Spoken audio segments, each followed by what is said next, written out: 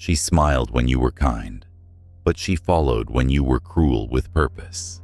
You mistook her glance for gratitude, but it was calculation. A creature does not worship warmth, it seeks heat. The kind man is a flickering candle. The powerful one is fire. You thought your tenderness would be enough, that being gentle would shield you from the storm. But the storm is what she remembers. She doesn't tell you that. She nods. She thanks you. She lies. Not out of malice, but instinct. You think you are competing for love. You are competing for control. She does not need your empathy. She needs to feel your shadow over her conscience. That is how she knows you are real. That is how she knows you matter. A man without threat is a man without gravity. And still you keep offering kindness like it is currency. But she only trades in power. You thought she knew you, that her glance meant something deeper, something spiritual, cosmic, divine. You called it female intuition. You wanted to believe that she saw your soul when no one else could. But what you mistook for intuition was nothing more than a sharpened instinct forged by centuries of survival. Not sentiment. She doesn't read your heart. She reads your posture, your hesitations, your tone, the flicker in your eye when you're unsure of yourself. And she doesn't do this as a gift to you. She does it to protect herself. Every woman is the descendant of women who had to read men before men could speak. If they chose wrong, they didn't just get disappointed, they got killed. So now, that sacred intuition you romanticize is the quiet skill of threat detection, of leverage acquisition, of status evaluation. It is not a blessing. It is not magic. It is the silent machinery of her survival, running beneath the surface of your shared glances. She calculates your every move not because she wants to, but because she must. She sees the weakness you try to hide behind your softness. She senses the shame you carry beneath your smiles. And when she smiles back, it is not because she's impressed. It is because she's confirmed. She sees what you still lie to yourself about. You think your emotional honesty is refreshing.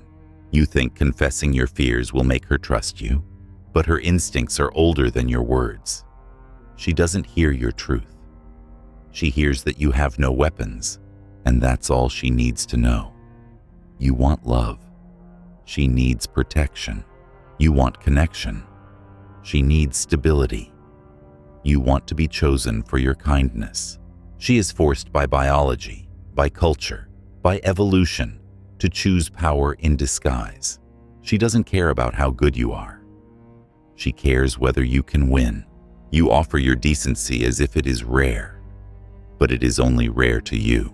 To her, it is everywhere, and everywhere it has failed her. She has heard every line before. She has seen every nice guy crumble under pressure, and her intuition is not sacred enough to wait for your awakening. Her intuition is a shield, not a light. And if she chooses you, it is not because she sees your soul.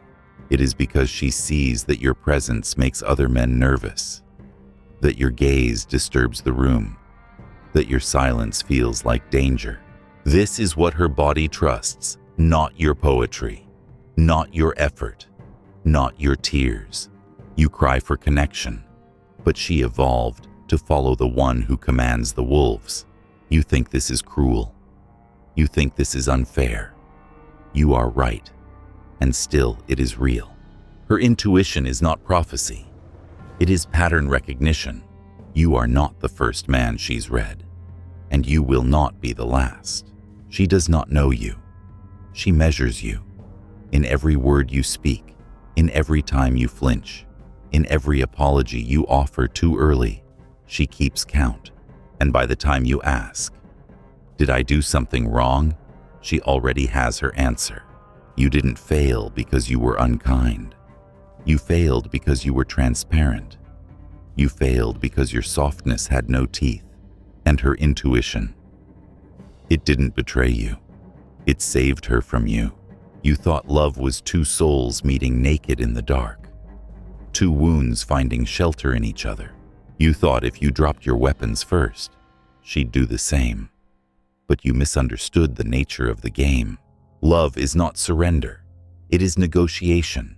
It is not unity. It is leverage. You imagine lovers fall into each other like rain into soil. But even rain chooses its direction. You believe she wants to be chosen for who she is, just as you want to be chosen for who you are. But neither of you enters love without calculation. Not anymore. She watches what you offer and measures what she must give in return. You call that chemistry. It's balance. You call that romance. It's arithmetic. Love has always been a trade, even when it pretends not to be. The moment one of you gives too much, the other loses respect. The moment one of you needs too deeply, the other begins to drift. You think love will save you from power games? It is the power game. At its core, love is two people deciding what they're worth and testing it against each other. She tests you the moment you show softness. She watches whether your need makes you obedient. She sees how fast you text back, how quickly you offer yourself. And when she realizes that your desire outweighs your options, she adjusts. Not out of cruelty, out of instinct. The one with less to lose always clings harder. The one with more power always breathes easier. And when you gave her everything, she felt nothing. Because you didn't give her value, you gave her control. You didn't offer strength, you surrendered your spine. You thought being emotionally available was an asset, but availability is only valuable when it's scarce. And you made yours infinite. She doesn't want your heart in your hand. She wants to wonder whether she could ever truly hold it. You made it too easy, too safe, and she felt nothing. You thought love was unconditional. You heard the word and built your identity around it. But unconditional love is for children and gods, not men. Every adult love is conditional. It depends on your status, your strength, your ability to maintain the frame. The moment you lose power, you lose mystery. The moment you need her more than she needs you, she doesn't see you as a man anymore. She sees you as a burden. You thought the deepest intimacy was when both of you could be fully vulnerable. But vulnerability without leverage is just exposure. And exposure without danger is boring. You thought she left because you weren't enough. But it wasn't that. It was that you gave too much. You thought she wanted equality, but what she wanted was polarity. You collapsed into her, and she had nothing left to lean against. You made yourself small to make her feel big, but in doing so, you vanished. You gave her all the space, and now you wonder why she left the room. Love is not surrender. It is tension. It is the silent pressure between two powers refusing to collapse. And the second one of you breaks, the illusion ends. You mistook leverage for love. You gave yours away. And now she doesn't need you. Not because you weren't worthy, but because you stopped being a force. There is a moment every man remembers, not with words, but with ache. The moment when the illusion shatters, when the warmth in her eyes turns into a mirror, and you see yourself not as the man you thought you were, but as the one you truly are. She didn't betray you. She exposed you.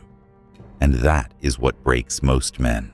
Not her leaving, not her silence, but what it shows them about their own myth. You built yourself on lies, soft lies, sweet lies, lies about fairness and love, and the nobility of trying hard. You thought that goodness was currency, that effort would be enough, that if you gave her your loyalty, your time, your soul, she would give you herself. But when she left, when she lost respect, when she pulled away with surgical coldness, you didn't just lose her. You lost your narrative.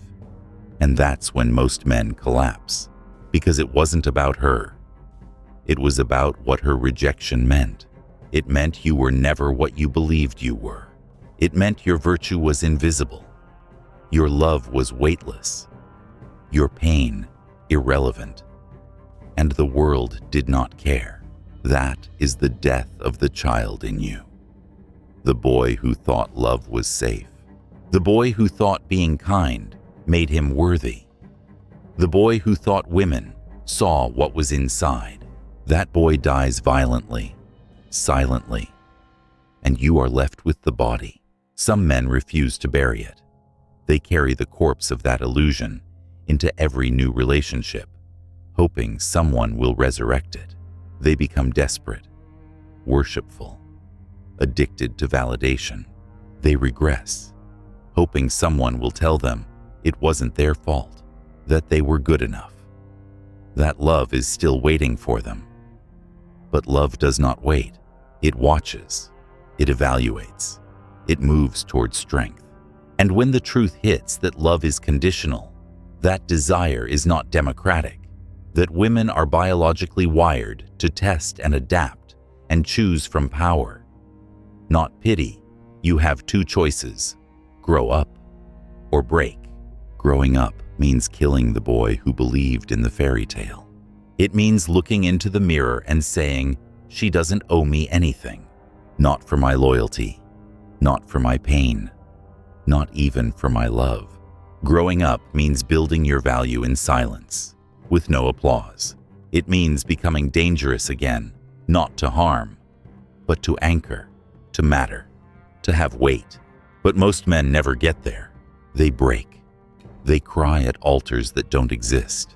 They become soft in all the wrong places, seeking approval, where they should be building presence.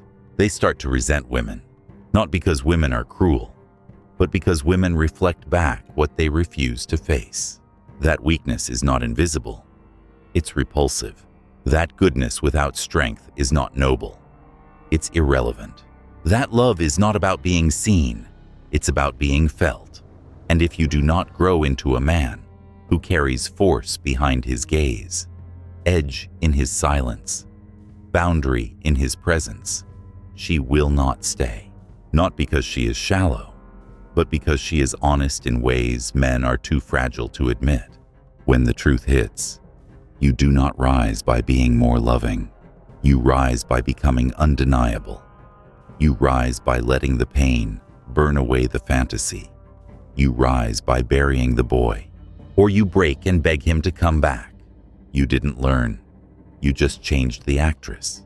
Same stage, same script, same aching hope that this time your goodness will be enough, that this one will stay because of who you are, not what you represent. Men don't move on, they repeat. They recycle the lie, dressing it in new colors, giving it a different name, a different laugh, a different face. But the delusion is the same. You believe that if you just find the right woman, the story will finally work, that the failure wasn't in the plot. It was in the casting. So you try again. You write long messages. You listen more. You withhold less. You think vulnerability is your weapon and transparency your shield. But you don't see the irony. You are walking into the same theater where you already died, and you are clapping for the same performance. The myth is intact. You still believe she will love you for your truth, for your loyalty, for your softness. You think she will see how different you are. But she's not reading a new book. She's scanning a familiar script. And when she sees the same lines, the same eagerness, the same self-erasure masquerading as love, she knows exactly how it ends. She leaves. Or worse, she stays long enough to drain what she needs and then detaches, while you still think it's real. And yet you go back again. You date. You hope. You fall. Each time thinking this time it's real. But it isn't. Because you haven't changed. You're still a believer. Still a worshiper at the altar of a fantasy you refuse to dissect. The myth tells you that if you love purely, she will stay. That if you give your all, she will reciprocate. That if you are patient, honest, emotionally available, the story will end differently. But you forget that women are not actresses in your redemption arc. They are strategists in their own survival. And you are just one more man auditioning for a role you don't understand. She is not the answer. She is the mirror. And if you keep bringing your boyhood wounds to her, she will reflect back exactly what you refuse to fix. The myth says she will save you. The truth says she will test you. The myth says she will complete you. The truth says she will measure you. And the more you invest in the illusion, the more you crumble when it fails. Because now, every ending isn't just a loss. It's proof that the story was never real. But instead of facing that, you turn the page. New girl, new chance, new lies. You romanticize the connection. You ignore the signals. You narrate the relationship as if the plot twist won't repeat. But she isn't fooled. And deep down, neither are you. You feel the script collapsing halfway through. You feel her gaze shifting from awe to indifference. You sense that she's drifting. Not because you were bad, but because you were predictable. And there's nothing less seductive than a man who doesn't know he's still acting in a tragedy. You want love, but you chase a story. And stories don't save men. They break them over and over until the man either stops acting or dies, trying to be the hero she never asked for. You swore it was love. You felt it in your bones, in the silence, in the ache. You told yourself she was different. You said she saw you. But if that were true, why did you collapse when she stopped performing? Why did your world shatter when she stopped smiling, stopped responding, stopped playing the role you wrote for her? Because you didn't love her. You loved the echo she gave you. You loved the mask, not the woman. You loved how she made you feel significant, desired, necessary. You projected your hunger onto her face and called it fate. You wrote a story, cast her in it, and fell in love with your own reflection shining off her eyes. When she changed, you called her cold. When she pulled back, you called her cruel. But what really happened was simple. She stopped playing the part, and suddenly, the goddess became a girl. The muse became a mirror. The angel became indifferent, and you were left alone with the wreckage of your illusion. You never saw her. Not really. You saw the version of her that made you feel like a man. You saw what she gave you, not who she was. You didn't love her doubts, her shadows, her survival mechanisms. You didn't love her instincts, her fears, her indifference to your suffering. You loved that she smiled when you succeeded, that she leaned in when you were strong, that she made you feel chosen, even when she was choosing from a place of calculation. You mistook her approval for intimacy, her attention for devotion, her vulnerability for permanence. And when she stopped reflecting your myth back at you, you felt betrayed. But she never lied. You did. You lied when you said you wanted the truth. You lied when you claimed to love her unconditionally. You lied when you said you were ready. What you really wanted was to be worshipped gently, silently, loyally. You wanted a witness to your goodness, not a challenger to your weakness. You loved her more when she made you feel like a savior, less when she made you feel small. And now you sit in the ruins, saying you lost the love of your life. But what you lost was your favorite illusion. The performance is over. The lights are off. The mask is on the floor. And she's gone, not because she never cared, but because the script exhausted her. You demanded devotion, but never noticed she was acting. You demanded love, but didn't see the bargain beneath it. You demanded presence, but never gave her freedom to leave without consequence. You called it loyalty. She called it pressure. You called it intimacy. She called it theater. And when she stopped applauding you, you collapsed. Because your love was never unconditional. It was contingent on her staying in character. You loved her when she made you feel like a man, and hated her when she made you feel like a child again. She didn't break your heart. She broke the mirror. And now, you're face to face with the truth. You didn't lose her. You lost your illusion. The mask she wore was yours, and the part she played, you wrote it. So now you sit alone. Not because you weren't enough, but because you never knew what enough meant. You chased a ghost dressed in your projections, begged it to love you, then cursed it for vanishing, but it was never real. She was never yours. She was a mirror that cracked the moment you leaned in too close. And now you see what love demanded.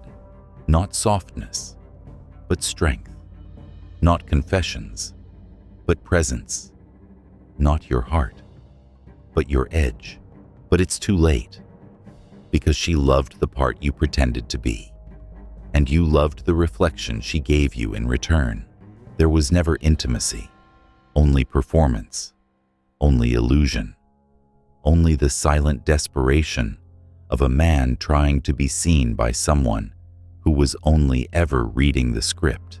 And the longer you keep playing, the more you lose, because in the end, the only man who wins is the one who stops playing.